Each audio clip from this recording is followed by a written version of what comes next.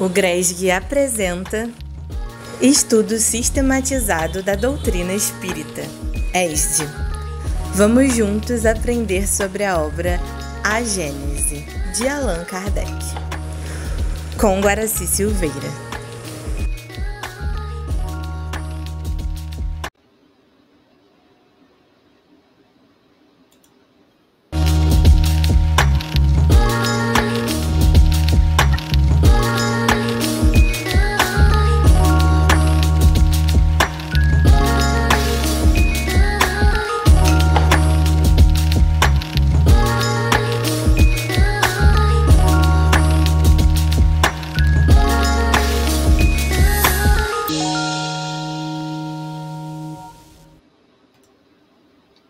Papel da ciência na Gênese. É o estudo que nós vamos começar hoje, aqui no nosso estudo sobre o livro A Gênese, de Allan Kardec. Nós estamos entrando no capítulo 4, Papel da ciência na Gênese. Vai ser bem interessante porque Allan Kardec, ele sempre linkou espiritismo e ciência. Talvez a religião, né, que mais buscou ciência foi o espiritismo. E que mais busca a ciência. Porque essas religiões, todas elas partem de um princípio meio que mediúnico, metafórico, simbólico, que são verdades. Você lendo os Vedas, né, os Upanishads, Bhagavad Gita, você lendo o Corão, você lendo a Bíblia, você vai encontrar muitas verdades lá, que foram recebidas por médiuns. O próprio doutrina espírita foi recebida através de médiuns. Tudo bem, porque também é uma forma de aprender pela revelação. Só que o espiritismo, ele busca fazer um paralelo entre o que é informado, o que foi informado, com a realidade. Então, isso é espiritismo. Se alguém pensa que espiritismo é uma permanente, intérmina conversa com espíritos desencarnados, não está entendendo nada de espiritismo. Se alguém fala que espiritismo é obra do demônio, eu vou bater palma para o demônio, porque o demônio é muito inteligente e muito amigo da humanidade. Então, não é obra de demônio nessa conotação que eles colocam. Obra do diabo? Não, com certeza não, porque diabo significa enganador, separador, mentiroso. Doutrina espírita não é nada disso. Obra de Satanás? Pelo contrário. Satanás é uma palavra hebraica que significa inimigo. A doutrina espírita é amiga da sociedade, amiga de todos nós. Então, essas denominações, esses qualificativos apressados, incongruentes, não resolvem nenhuma questão. Então, você que está aqui nos assistindo agora, provavelmente você tem interesses, né, na doutrina espírita. Então, perceba que a doutrina espírita é uma obra extremamente profunda, tal como o Evangelho, e que traz para nós possibilidades de entendimentos da vida, do trânsito dos espíritos, né? Das causas primeiras, das leis morais, das esperanças, consolações, tudo isso cientificamente também. Então, o Livro dos Espíritos é essa base que eu passei para vocês. É uma situação em que nós podemos tocar, né? Podemos analisar. Então, o senhor Allan Kardec, no livro A Gênese, que é um livro que estuda a parte primeira do Livro dos Espíritos, né, das causas primeiras, ele vai falar exatamente sobre essa questão do papel, né, da ciência. Como que é importante saber isso. Eu espero que você goste, que você analise, né, que você busque entender toda essa beleza, essa realidade. Tá bom? Então, vamos começar o nosso estudo de hoje, né? Vamos colocar aqui a Gênese, né? Estudo 12, tá? Então, vamos a ele, olha. capítulo 4, nós vamos estudar do item 01 ao 08 hoje, tá? Papel da ciência na Gênese, capítulo 4, o senhor Allan Kardec é o grande responsável por esse estudo, né? Então, no item 1, ele vai colocar o seguinte, olha, a história de quase todos os povos antigos se confunde com a da sua religião. É por isso que seus primeiros livros foram obras religiosas. E como todas as religiões se ligam ao princípio das coisas, que é também a da humanidade, elas deram sobre a formação e a disposição do universo explicações em referência ao estado dos conhecimentos dos tempos e dos seus fundadores. Resulta daí que os primeiros livros sacros foram, ao mesmo tempo, os primeiros livros de ciência, como foram por muito tempo o único código das leis civis. Ó, é assim, desde o princípio da humanidade, que a espiritualidade, através dos seus fins, né, através dos seus meios múltiplos, tentou mostrar ao homem o caminho da ciência. É evidente, meu amigo, minha amiga, que nós viemos de um passado nessa terra, né, passado de primitivos. Né? Então, esses primitivos não tinham lá essa condição toda de abarcar um conhecimento científico de ponta como se tem hoje. Então, foram precisos, né, várias religiões, em cada situação, às vezes uma mesma área territorial, você tem vários modelos de religião para que atenda aquele conjunto de pessoas que moravam ali. Mas todas elas têm esse fundo de verdade. Então, as religiões, elas começaram a dar para o homem um prosseguimento da sua estrutura do sagrado. Porque quando esse homem sai do animal, ele está vivendo na natureza, a natureza para ele é muito sagrada. Porque é o lugar, é o berço dele, é a origem dele. Assim como uma criança que sacraliza, né, os pais, a casa que ele mora, né, ele quer ficar ali é o ambiente dele. Então, assim também foi a humanidade. Então, essa humanidade ainda iniciante, ela teve que ser levada muito pelo estudo desse poder superior que cria e rege tudo. Então, daí a necessidade de muitos tipos de religiões, que foram aqueles estados primeiros dos conhecimentos das pessoas. Então, cada religião estabeleceu seu código de ética, código de honra, estabeleceu seus ritos, suas celebrações. O rito existe para que a pessoa fique atenta à celebração. Então, por exemplo, se eu estou numa celebração, vou dar um exemplo aqui nosso. Nós estamos numa palestra pública. Então, nós estamos assistindo a palestra, a gente já tem condições de assistir a palestra, já prestando atenção na palestra. Alguns dormem, né? Mas alguns, uma boa parcela, fica ali atenta, vendo aquela exposição. Antigamente, os espíritos não tinham essa capacidade de ficar atentos a uma celebração, uma liturgia. Né? Então, foi criado o rito litúrgico, exatamente para chamar a atenção da pessoa. Ó, agora aconteceu isso, nós estamos retratando o que aconteceu. Jesus pegou o cálice, né, benzeu, distribuiu aos seus apóstolos, né, e depois ele bebeu, dizendo, esse é o meu corpo, esse é o meu sangue e tal. Então, eles celebram aquilo, eles repetem, meio que teatralmente, né, o fato para que a pessoa fique atenta. Olha, agora aconteceu isso, agora aconteceu esse jeito. Então, esses ritos foram muito importantes para a fixação do homem naquilo que estava sendo celebrado. Então, cada religião criou seu rito, criou sua celebração. Isso está sendo encerrado agora com o Espiritismo, que não tem mais ritos, que não tem mais esse tipo de liturgia. Né? Ele tem as suas palestras, ele tem os seus encontros, seus estudos, que já está avançando aí nesse propósito. Porque nós não precisamos mais desses símbolos para nos ativar. O momento já é um momento consciencial. Eu já estou presente consciencialmente. Então, Kardec vai colocar isso, né, que a história de todos os povos se confunde, né, com a da religião.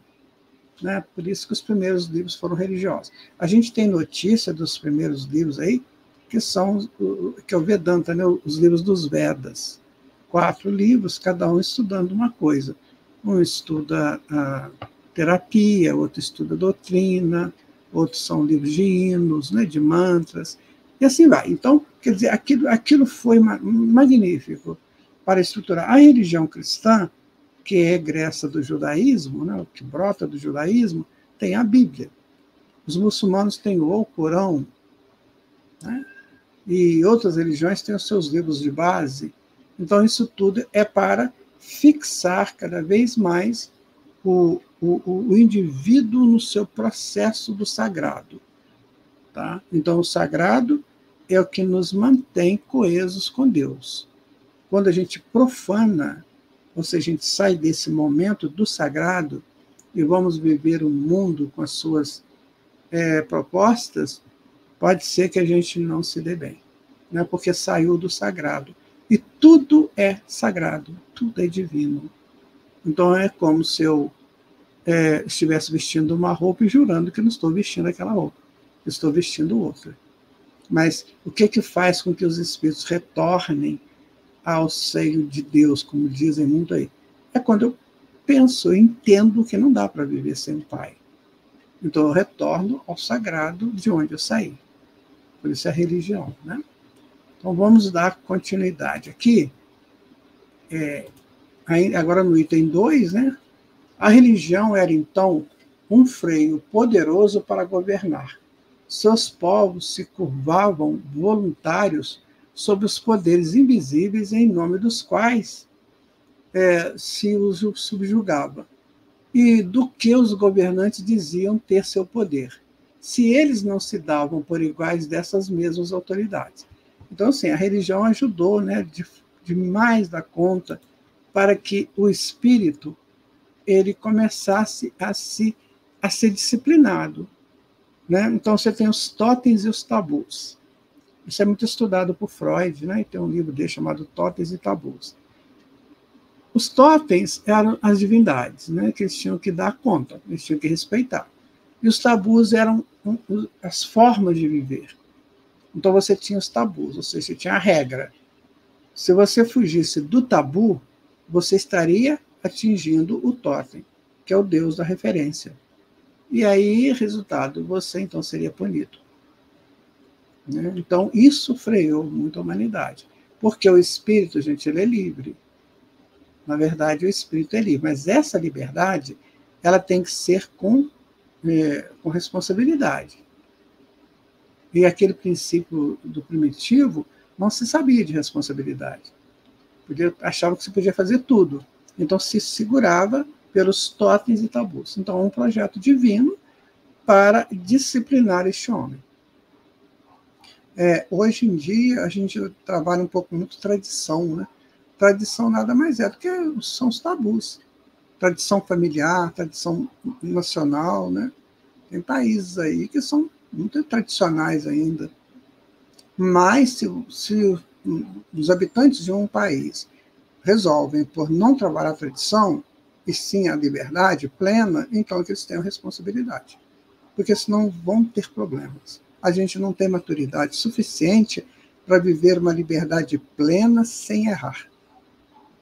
A liberdade é muito interessante, mas é preciso saber a responsabilidade que ela implica em cada um daqueles que querem essa tal liberdade. Né? No item 2 ainda, para dar maior força à religião, era preciso apresentá-la como absoluta, infalível e imutável, sem o que ela perderia sua ascendência sobre esses seres quase embrutecidos e necessitados apenas da razão. Só era preciso que ela pudesse ser discutida, não menos que as ordens do soberano. Daí o princípio da fé cega e da obediência passiva que tinham assim na origem sua razão de ser e sua utilidade. Então, amigos, amigas, essa religião tinha que ser seguida, porque senão você estaria incorrendo em erros e você seria punido.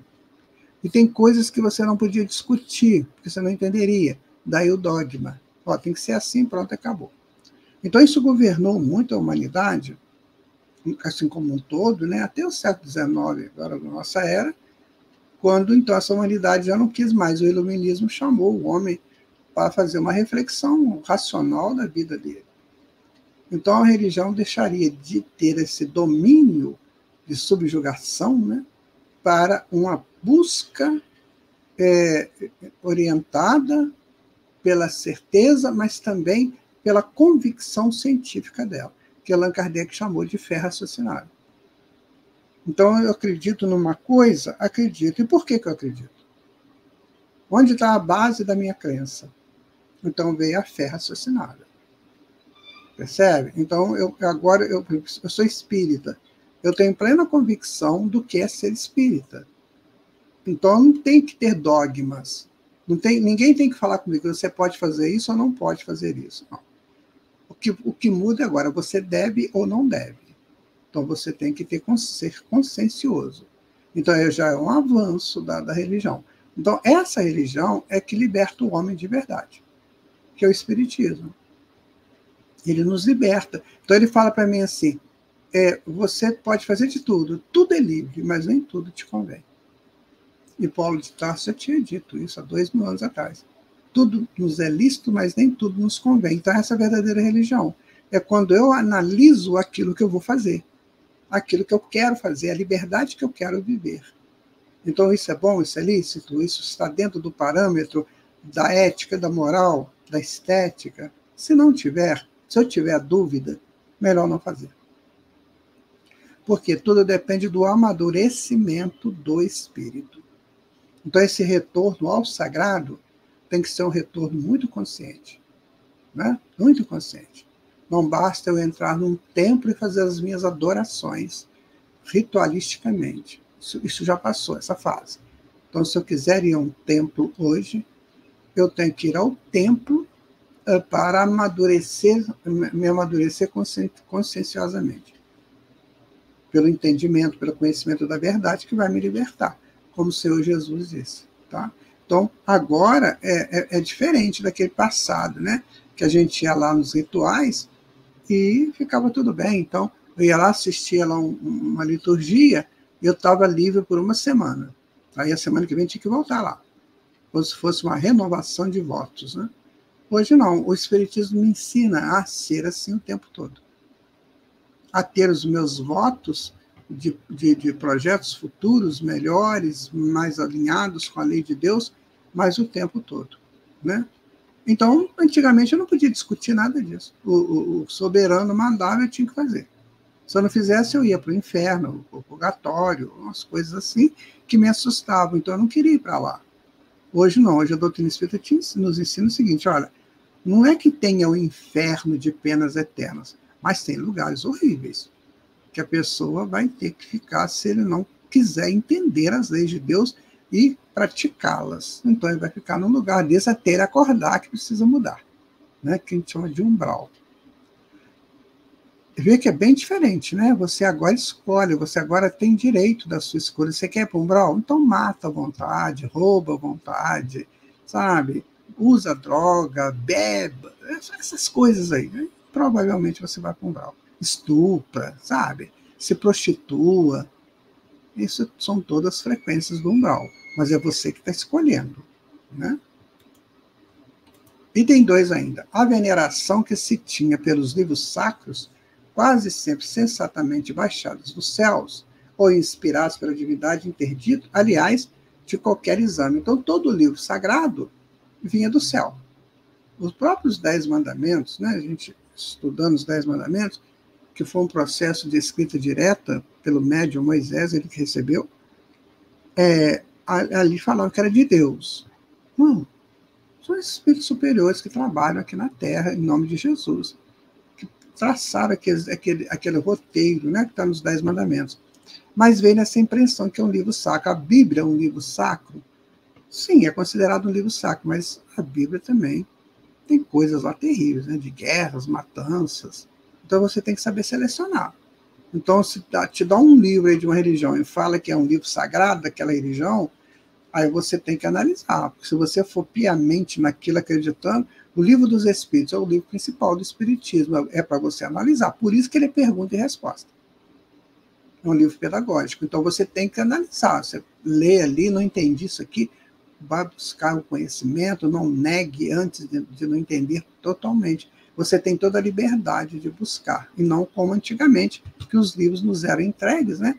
Ó, é isso aí, pronto, acabou, você não tem direito nenhum de refutar nada do que está escrito aí, porque isso é de origem divina. Isso acabou agora, né?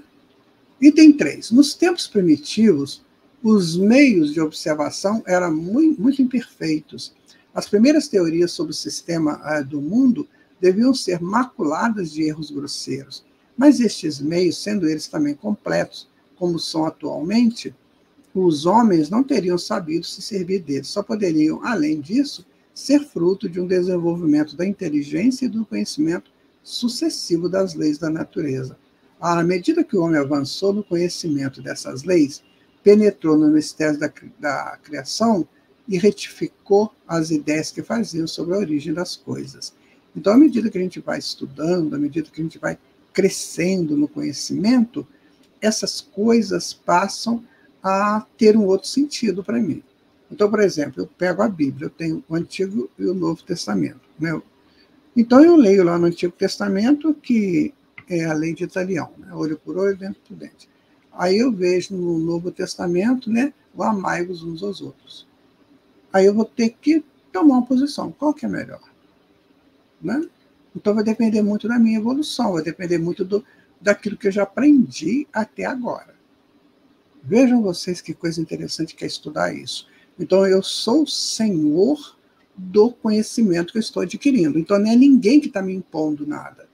Então agora eu posso analisar. Eu posso pegar uma coisa, pegar outra e ver o que de fato, né, me atende. Você vê um templo antigo, olha que imponência que ele era.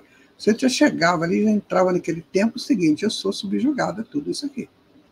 Hoje não. Você chega no centro espírita, é um local normal, sem muita pompa, né?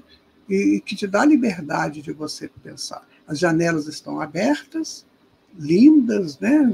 Expostas ao ar de fora, à luz, e você não fica preso a nenhuma contingência do sacro, né?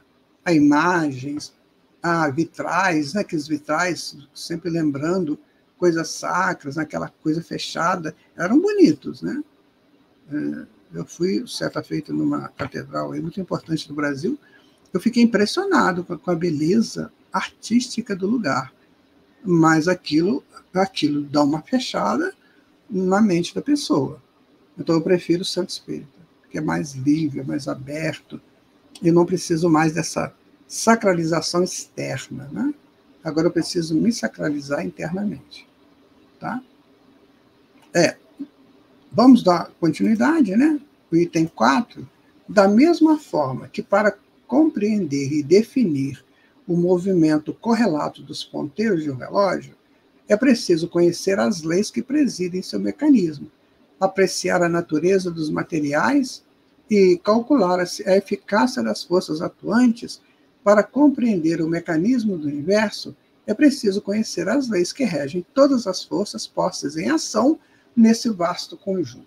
Vou explicar para vocês uma coisa bem interessante. Hoje nós temos informações do universo que não se tinha há 20 anos atrás. Não se tinha. A física quântica deu uma balançada, uma sacudida.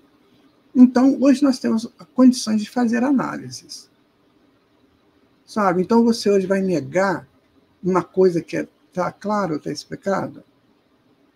Então, hoje nós temos que conhecer também as forças que regem a criação. Porque senão eu vou ficar falando coisa errada. Vou falando coisas que os outros mandaram eu falar. Então, se eu tenho conhecimento de gravidade, de força centrífuga, se eu tenho conhecimentos dos equilíbrios, se eu tenho conhecimento dessas forças energéticas, e se eu não tenho, eu tenho que buscar, para eu saber o que eu estou falando. Então, eu vou negar a reencarnação? É muito fácil falar que eu não acredito. Agora, me explique a vida sem ela. Você vai ficar se engalanando em conceitos que te mandaram falar. Ó, você fala que não existe a encarnação, não, que isso é obra do diabo. Pronto, você vai repetir isso. Então, o Espiritismo não faz isso com a gente, não, senhor. Você pode analisar. Se você encontrar algo superior à reencarnação e que mostre a justiça de Deus entre seus filhos, aí é você da sua religião. Mas enquanto você vier com teorias, com conceitos muito ligados a metáforas, a simbolismos, aí não vai dar. É muito interessante o símbolo, muito interessante a metáfora. Isso tudo foi muito útil na formação da psique, mas agora não. Agora nós já precisamos de coisas mais avançadas. Então é muito interessante você saber tudo isso. É bom você estudar, você ter uma ideia, se interessar. Eu vou te falar algumas palavras para você procurar saber, se você não conhece, claro, né? Eu vou te falar assim, quer ver? Partícula, subpartícula, teoria das cordas, né? Tudo é possível aquele que crê. O observador modifica o fato observado. Né? A matéria não existe. A matéria é um arranjo. A matéria só se pronuncia na luz. Está vendo? Isso tudo é da física quântica. Então, se você não sabe dessas coisas, procure entender. Estude, porque você vai se capacitando cada vez mais. Então, esta é a religião do futuro. A religião dessa plenitude do Criador com a criatura, ou da criatura com o Criador. Continuando no nosso estudo, o item 4 ainda lá. Ó. O homem tem sido impotente para resolver o problema da criação, até o momento em que a chave lhe foi dada pela ciência. Foi preciso que a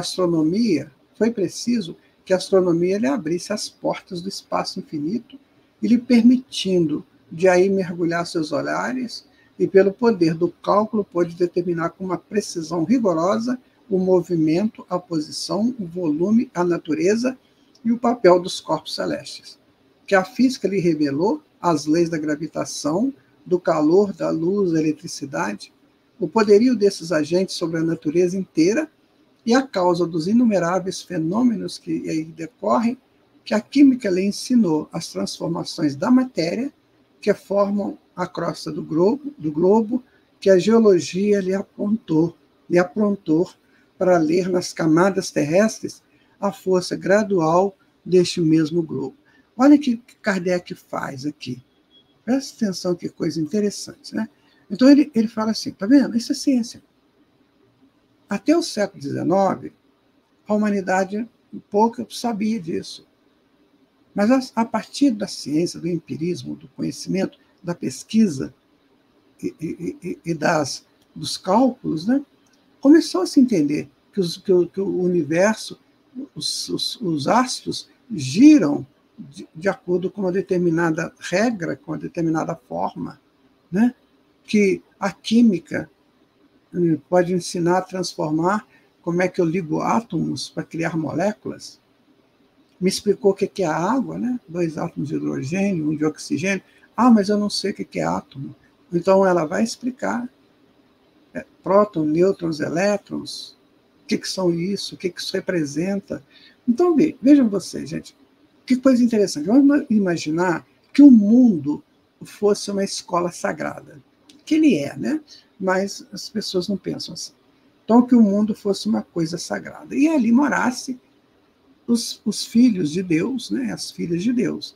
E que em um determinado momento, que eles vieram naquela meio que de ilusão, né, achando bonitinho o céu, a estrela caía, perguntava se ia casar, se não ia casar, né, aquelas coisas bem infantis.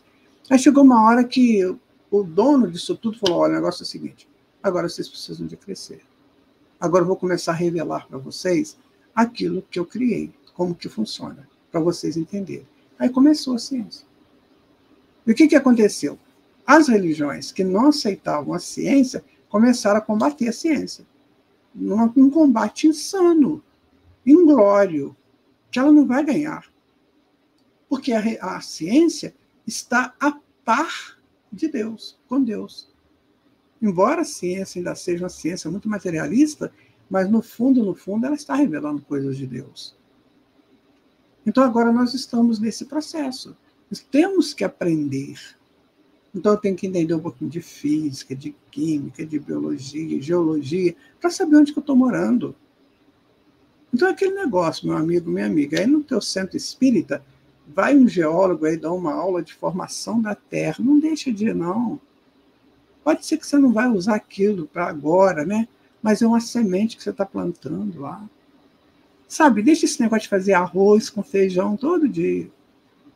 Isso é muito bom, mas um dia você faz um arroz demais, um feijão demais, para no outro dia você não ter que fazer, para você poder assistir essas aulas. Né? No futuro, os centros espíritas não vai ser isso que é hoje, não, tá, gente? Vai se preparando aí. Você que é mais novo, vai se preparando aí, que os centros espíritas vão ser escolas assim profundas. Vão aparecer lá mestres extraordinários, que vão dar aulas assim que você fala, nossa, é isso que é espiritismo? É isso que é espiritismo. Como diz Emmanuel, é a universidade da alma. Então vamos nos preparando, né? Item 4 ainda. A botânica, a zoologia, a paleontologia, a antropologia deveriam admitir a filiação e associação dos seres organizados com a arqueologia. Como a arqueologia pode seguir os traços da humanidade através das idades. Todas as ciências, em uma palavra, completando-se umas pelas outras, deviam levar seu contingente indispensável para o conhecimento da história do mundo. Na sua ausência, o homem só teria por guia suas primeiras hipóteses. Então, a quantidade de animais, né? Variedade, diversidade, homem, animal, vegetal, isso tudo, meus amigos, minhas amigas, é uma proposta para o nosso conhecimento. Por que Deus fez assim? Deixou essa natureza tão ampla aí para a gente conhecer. Cheio de animais, né? Cheio de pessoas, cheio de construções, cheio de histórias. Hoje, quando a gente estuda sobre a Suméria, que foi a primeira grande civilização estabelecida, né? A gente fica impressionado. Milhares de tabuinhas de argila contando a história daquele povo. Como eles eram adiantados. Eles sabiam de astronomia, sabiam de agricultura, sabiam de tudo que você possa imaginar. Porque naquela época se estudava tudo isso. Essa época vai voltar, não como Suméria, né? Mas vai voltar com uma necessidade do homem da atualidade. Então nós temos que nos adaptar a isso. É muito gostosinho fazer assim, as coisinhas que a gente faz, né? Porque não dá muito trabalho. Está chegando a hora disso parar. Esta é a proposta do terceiro milênio. Você vê que Kardec enumera uma série de ciências, né? Química, física, botânica, zoologia, paleontologia, antropologia. Quer dizer, ele fala assim, gente, isso é indispensável para o conhecimento da história do mundo. Porque nessa ausência, o homem, né, só teria por guia as primeiras hipóteses, ele não teria certezas. Então ficaria subjugado àquele que se diz sábio. Né? Você vê que nas escolas, né, os professores das grandes universidades, eles discutem com os alunos. Eu assisti pela internet uma aula em Oxford, que o professor chega na sala e ele lança o tema. E os alunos debatem o tema por 2, 3 horas. Depois eles chegam à conclusão. Então, meu amigo, vai se preparando, né? Porque o conhecimento é a chave da libertação final. Não tenha dúvida, quem conhece é dono de si. Quem tem sabedoria não fica subjugado a ninguém, a nenhuma teoria, né? Item 4 ainda, também antes que o homem estivesse na posse desses elementos de apreciação, todos os comentaristas da Gênese, da qual a razão se chocava com as possibilidades materiais, giravam no mesmo círculo, sem poder dele sair. Só o puderam fazer depois que a ciência abriu a via, fazendo brecha na velha edificação das crenças. E então tudo mudou de aspecto. Uma vez encontrado o fio condutor, as dificuldades foram prontamente aplainadas. Em lugar de uma gênese imaginária, teve-se uma gênese positiva e, de alguma forma, experimental. O campo do universo estendeu-se ao infinito. Eu não sei se você está acompanhando as pesquisas feitas pelo telescópio James Webb. É claro, gente, que ele está dando assim, só pontos de referência, ele não sabe ligar as coisas, né? E nem o homem sabe.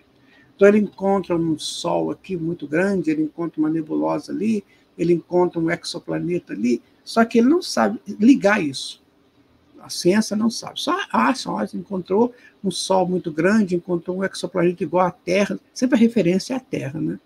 Então, no dia que nós conseguimos pegar tudo isso e ligar, gente, nós vamos fazer um avanço, porque o universo, meu amigo, minha amiga, é uma nação. Com as suas cidades, com as suas possibilidades. Então é isso. Você não vê o Brasil? Um país tão grande, né?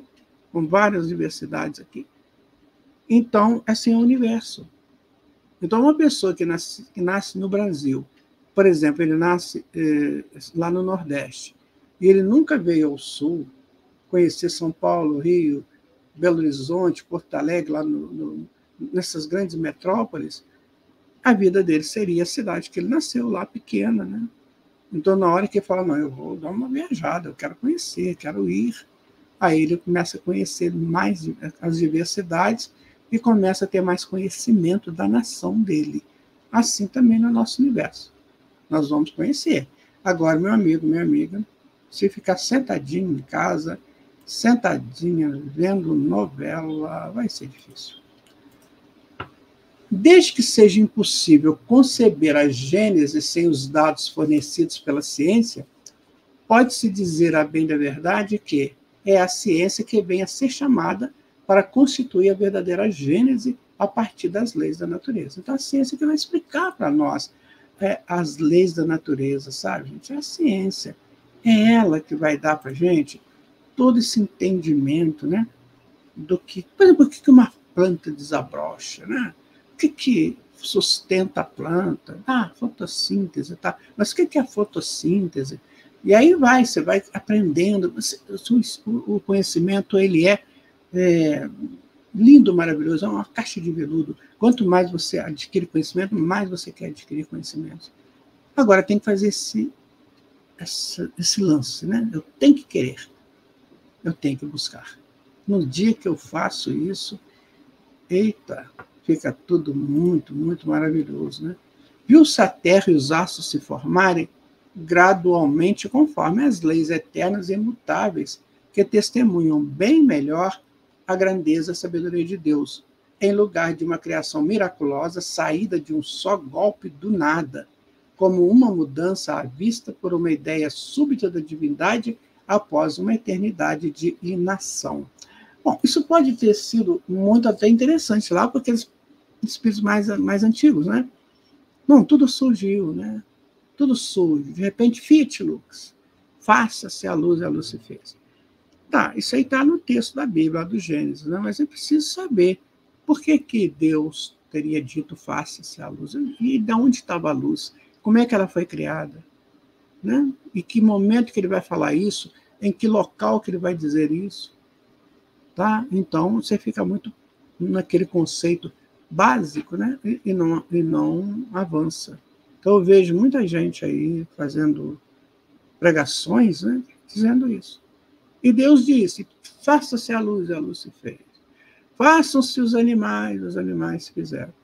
Não, meu amigo, isso aí tem toda uma estrutura de conhecimento que hoje nós já temos condições de avançar nele. Tá vendo? Então, eu preciso gostar de ciência. Eu preciso gostar. Sabe por quê? Porque o café que você faz na sua casa, se é que você faz, ele é uma ciência. O bolo é uma ciência. Você vai juntar produtos, né, para sintetizar num produto final. Então, isso é ciência. A roupa que você veste é uma ciência. Quem fez cientificamente. Porque trabalhou pedaços de pano, trabalhou técnicas de costura, trabalhou tudo isso. Arte do desenho da roupa. Nós estamos envolvidos na ciência, não sabemos, né, gente? Porque Deus cria tudo certíssimo. Se ele cria certo, tem que ter uma ciência por trás disso, né? Item 5. No ponto em que ela chegou no 19º século, Kardec está falando do século XIX, né? Tem a ciência resolvido todas as dificuldades do problema da Gênese? Essa é a pergunta que ele faz. Se é que a ciência já resolve todos os problemas da Gênese? E a resposta é não, seguramente. Mas é incontestável que ela destruiu sem volta todos os erros capitais e que colocou os fundamentos mais essenciais sobre dados irrecusáveis. Os pontos ainda incertos só são, propriamente falando, questões de pormenor, da qual a solução, qualquer que o seja no futuro, não pode prejudicar o conjunto.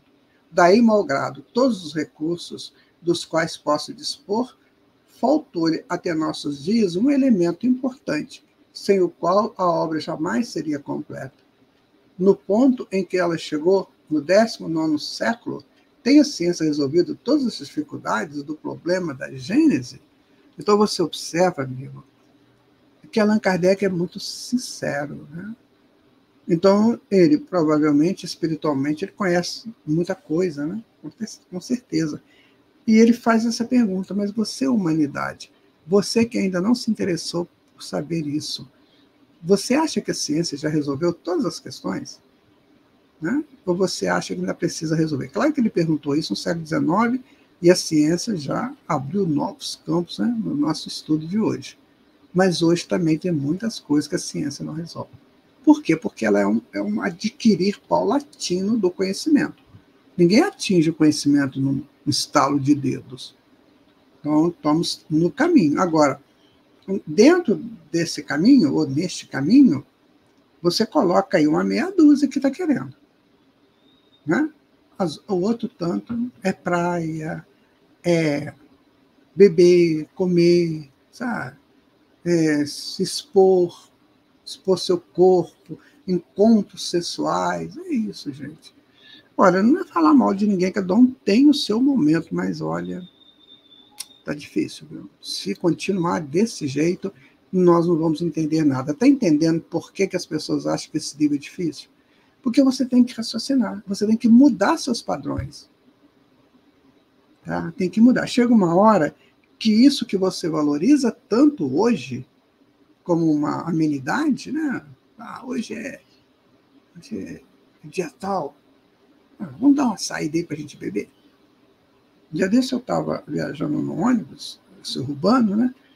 E o motorista conversando lá com o cobrador, né? Isso era numa sexta-feira, ele falou assim, eu vou beber hoje, amanhã e depois. E dirigindo, gente, com vidas ali dentro. E ele pensando em bebida.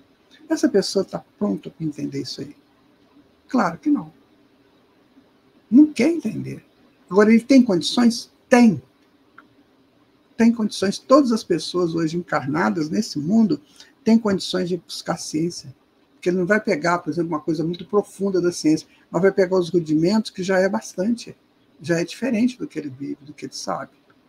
Então, sabe, é isso aí que precisamos refletir muito seriamente. A pergunta que ele deixa aqui no ar, né? No ponto em que ela chegou, no 19º século, tem a ciência resolvido todas as dificuldades do problema da Gênese? A resposta é, de todas as Gêneses antigas, a que mais se aproxima dos dados científicos modernos, malgrado os erros que encerre e que estão atualmente demonstrados até a evidência, é incontestavelmente a de Moisés. Alguns desses erros são até mais aparentes do que reais, e provém quer da falsa interpretação de certas palavras, cuja significação primitiva se perdeu no passante de língua em língua pela tradução, ou cuja acepção trocou com os costumes dos povos, quer da forma alegórica particular ao estilo oriental, e de onde se tornou sentido literal em lugar de se procurar o espírito. Então ele está dizendo o seguinte, que o Moisés, ele trouxe ele fez um trabalho extremamente útil para a humanidade. Né? A partir dos 10 mandamentos, a partir ali da feitura do Torá, né? que são os 5 livros básicos, ele foi mostrando muitas coisas ali extremamente necessárias no Deuteronômio, que significa segundo o testamento, ou seja, segunda lei, né? Então, ele mostrou muitas coisas interessantes, né? na construção de uma nova sociedade. Porque, afinal de contas, aquele povo hebreu estava saindo de um cativeiro de 400 anos e ia para uma terra que seria a terra prometida, que é a Palestina, né? Que é a terra de Canaã. E aí ele deu uma informação muito segura para eles, né? Agora, eles seguiram essa informação? Provavelmente não. Deuteronômio 18, tem lá, quando vocês entrarem na terra que está guardada para vocês, não façam como os habitantes de lá, não evoquem os mortos. Olha só.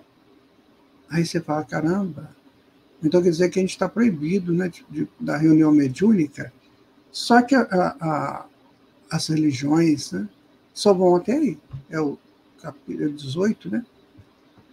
Aí essas religiões só vão até aí. Só que na frente, no versículo parece que 15, ele vai dizer o seguinte: quando houver necessidade, Deus suscitará um profeta dentre vós, que assim como eu, vai dizer para vocês a verdade. Quer dizer, ele não fecha a mediunidade. O que ele proibiu era a prática errada da mediunidade que se fazia lá, oferecendo coisas aos deuses, para os deuses favorecer aquelas pessoas. Isso está errado. Hoje você não vai numa reunião mediúnica oferecer coisa a ninguém, a não ser um entendimento dele com as leis de Deus. Antigamente não ofereciam-se coisas, pagavam, né? Eram consultas pagas aos médiuns. Então isso Moisés proibiu, e ele está certo de proibir. Isso está errado mesmo. Agora, não vieram os profetas depois? Todos eles médiuns. E ele falou antes, quando fosse necessário, que Deus suscitaria. Está vendo? Uma coisa simples, que a gente fica ouvindo aí o tempo todo, que Moisés proibiu mediunidade, e a gente não para pensar. No dia que eu vi isso a primeira vez, e foi citado, né, onde estava, Deuteronômio capítulo 18, eu fui lá no Deuteronômio para saber o que é isso, o que Moisés falou. Porque se ele tivesse proibido, ele tinha errado. Ele não podia fazer uma coisa. Se ele era médium, como é que ele vai proibir uma coisa que ele era? Aí, meu amigo, minha amiga, foi interessante, porque eu comecei a perceber, né, que ele não proibiu nada disso. Então, a gente começa a pensar assim, então, quais foram as outras orientações de Moisés? Vamos ver aquelas que eram para aquele mundo daquela época, porque isso aí, Moisés falou, tem 3.200 anos. Né? Era para aquela época só ou avança o nosso tempo? Os 10 mandamentos avançam. As outras a gente tem que pensar. Que as outras são histórias que às vezes não nos compete mais. Né? Então ele ensinou lá a fazer um templo, por exemplo, um tabernáculo. Hoje a gente não vai fazer isso, a não ser que seja uma construção interna, construção íntima da habitação de Deus em nós. Então a gente tem que analisar, sabe? Por isso que temos que estudar. Aqui nós estamos só fazendo um comentário, mas é preciso aprofundar esses estudos. Então você precisa pedir ao seu dirigente espírita que alguém vá lá dar uma aula de novo de Antigo Testamento para vocês, pelo menos do Gênesis. Saber quem é a Ruth, Esther, Judite, que são figuras representativas profundas na psique humana. Né? Quem foi Tobias, quem foi Jacó, quem foi os patriarcas, Isaac, né, Esaú. Para você saber, gente, isso tudo é preciso ter conhecimento, que aquilo tudo tem uma história, tem um contexto científico. Tem um contexto. Agora a gente vive na periferia, né? Porque falou isso, falou aquilo, aí na liturgia lá o sacerdote repete aquilo, sem explicar, sem nada. Então, minha gente, Kardec está absolutamente certo, né? Vamos pesquisar. No item 7, a Bíblia contém, evidentemente, fatos que a razão desenvolvida pela ciência não poderia aceitar atualmente. E, por outro lado, que se mostram estranhos e repugnantes. Por quê? Se prende a costumes que não mais são os nossos. Mas, ao lado disso, haveria parcialidade em não se reconhecer, que ela encerra grandes e belas coisas. A alegoria aí tem um lugar considerável. e sob este véu ocultam-se verdades sublimes que surgirão se procurar o fundo do pensamento, porque então o absurdo desaparecerá. O que Allan Kardec está dizendo para nós, gente? Você tem o Antigo Testamento que está cheio de coisas que hoje provavelmente a gente não vai mais fazer, mas tem coisas maravilhosas ali. Eu gosto muito da história de Esdras, né? Quando ele vai reconstruir o segundo templo, né?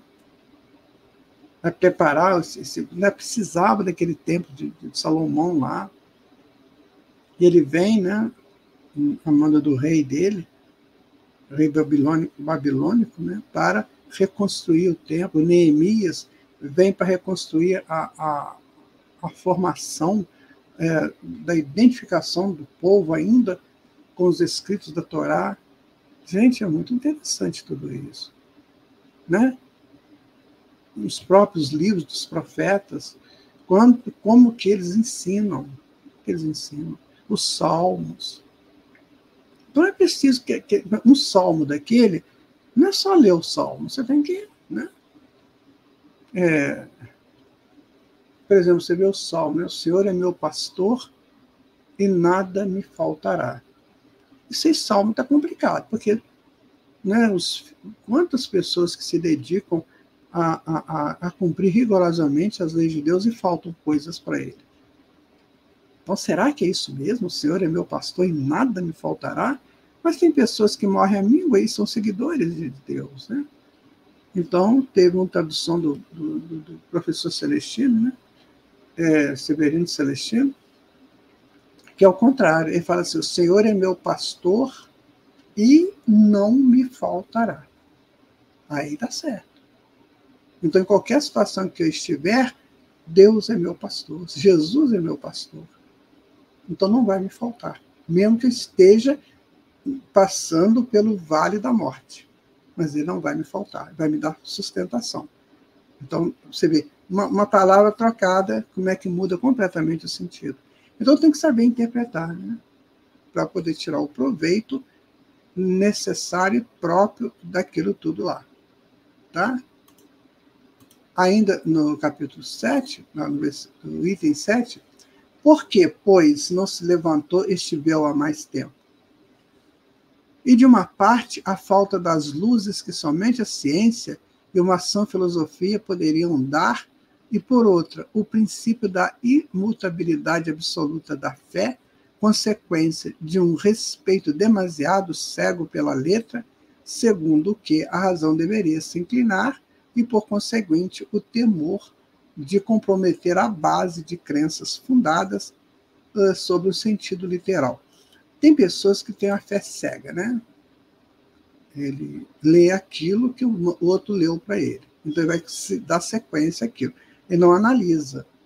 Ele não se fundamenta numa análise do que ele está lendo. É isso que Kardec coloca aqui. Então, se você aprendeu uma coisa lá, vem no seu coração, você deve ter muita coisa guardada no seu inconsciente, né? Aí você, por exemplo, você entendeu que está na Bíblia isso, assim, assim, assim. Você se lembra aí o que é. E aí você vai analisar agora. Peraí, isso é isso mesmo?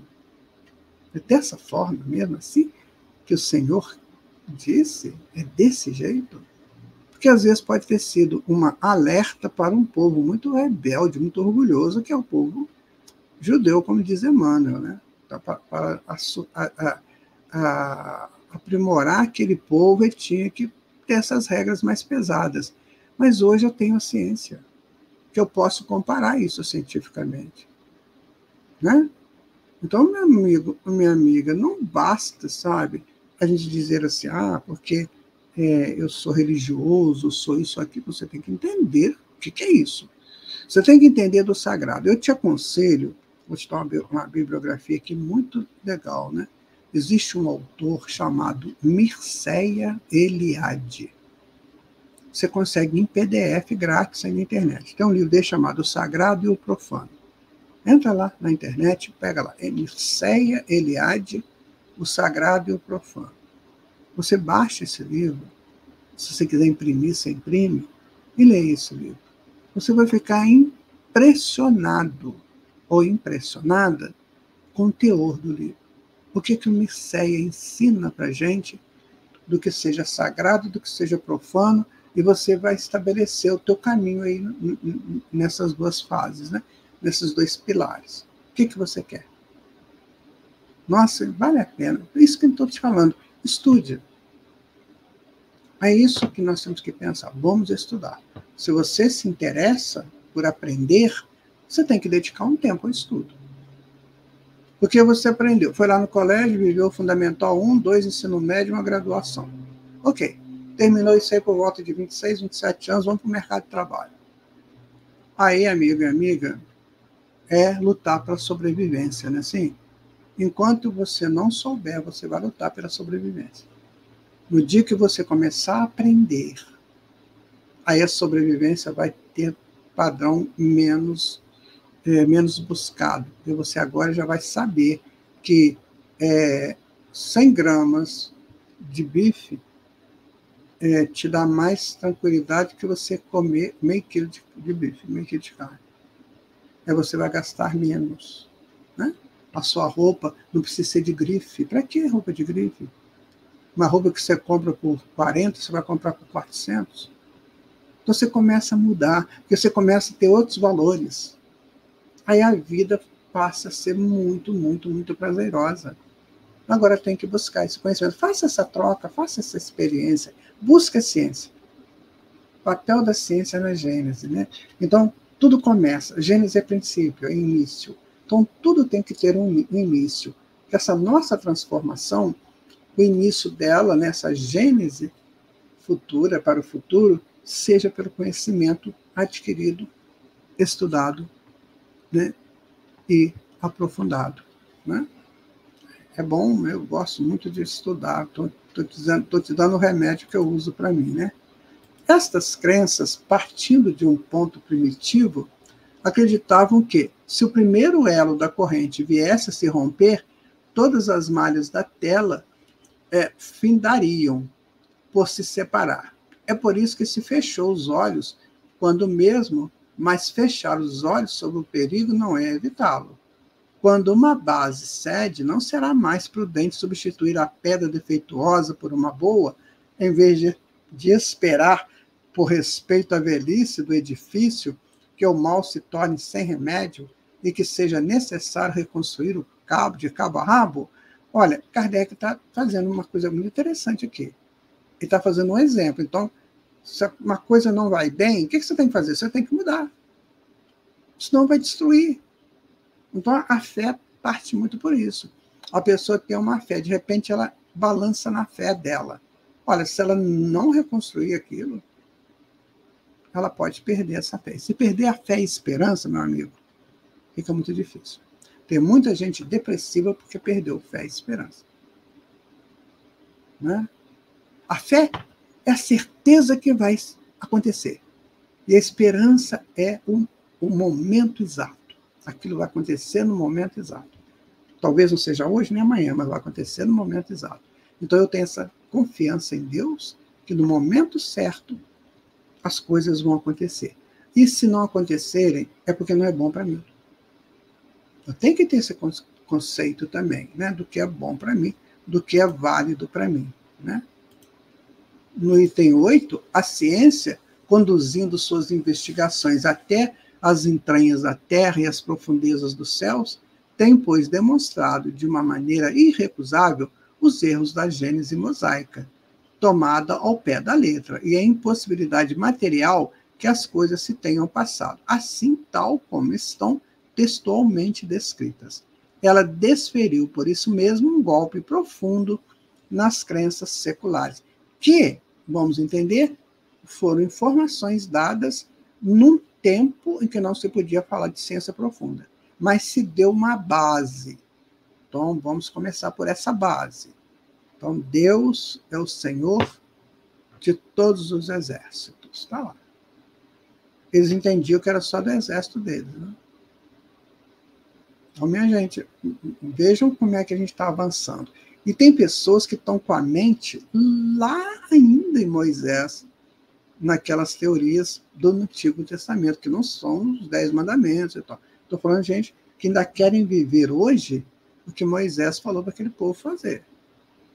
Vocês têm que lavar as mãos antes das refeições. Espera aí, hoje a gente sabe que é perigoso você tomar uma refeição sem lavar as mãos, porque tem toxinas, tem miasmas. Moisés falou isso? Não. Moisés falou, ó, lava as mãos. Circuncidar, por exemplo. O que era circuncidar? Era uma operação de fimose que se fazia nos meninos. Por que fazia essa operação? Por causa da região. A região era muito árida. E os meninos, geneticamente, eles nasciam com fimose, quase todos. E ali inflamava, né, a glândula, a cabecinha do pênis. Inflamava e a criança até morria, né, desencarnava. Então, criou-se uma regra. Vamos fazer a operação, vamos liberar a glândula, para que não haja essa infecção. Então, a circuncisão era uma necessidade de saúde, de higiene. E aí aquilo se tornou religioso, né? Então tem que circuncidar. Mas por que tem? Ninguém sabe. Jesus não batizou ninguém e foi batizado. Por quê? Porque ele quis transformar o rito. O batismo com água. Então era um batismo que era muito comum, né? Era um rito, batismo com água. Aí João Batista falou assim, eu batizo com água, vai chegar aquele que vai batizar com fogo. Então, o que é o fogo? É a chama ardente de uma nova proposta de vida, é o que Jesus está fazendo com a humanidade, dando uma nova chance de vida. Então, gente, tem que analisar, né? Senão a gente vai ficar preso aí em situações que já teriam que ser liberadas, né? A fé ortodoxa emocionou-se porque acreditou ver sua pedra de assento arrancada, mas quem deveria ter razão, a ciência marchando prudente e progressivamente sobre o terreno sólido das cifras e das observações, sem nada afirmar sem antes ter a prova em mão ou de uma relação escrita, numa época em que os meios de observação claudicavam imperiosamente, quem deve se levar em conta o que diz que 2 e 2 são 5 e se recusar a verificar, ou que diz que 2 e 2 são 4 e o prova? Então, o que está dizendo? Né? Se eu falo que 2 e 2 são 5, tem gente que fala assim, não sabia, não. O outro fala 2 e 2 são 4, então vamos provar que 2 e 2 são 4. E está dizendo assim, se a ciência trabalha assim. É claro, minha gente, vamos colocar aqui, a ciência não é santa nem nada. Ela é meio dogmática, tá? Ela ainda estabelece normas que têm que ser seguidas, né? Ela não é bem assim, muito liberal ainda não. Porque ela é muito materialista. E a coisa que é muito materialista custa para ser explicado.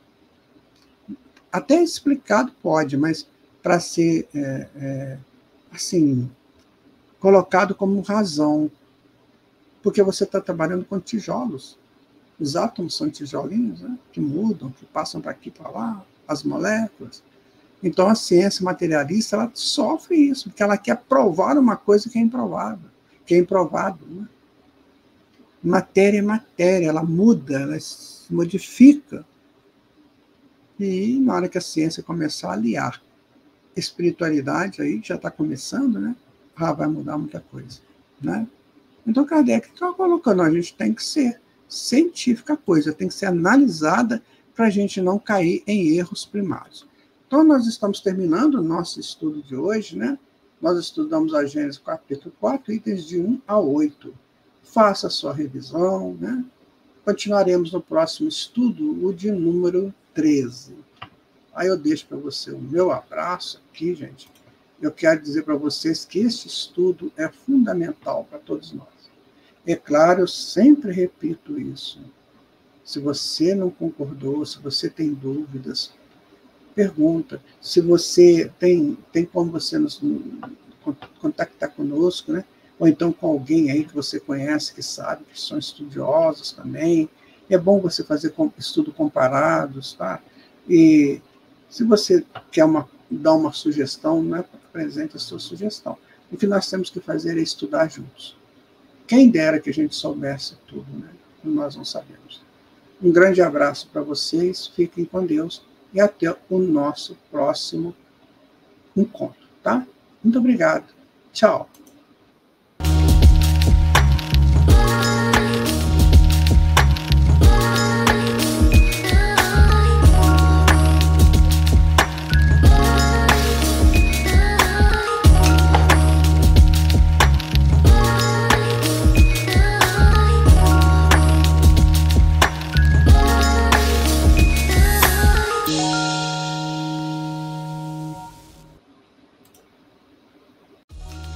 Foi incrível estudar com você.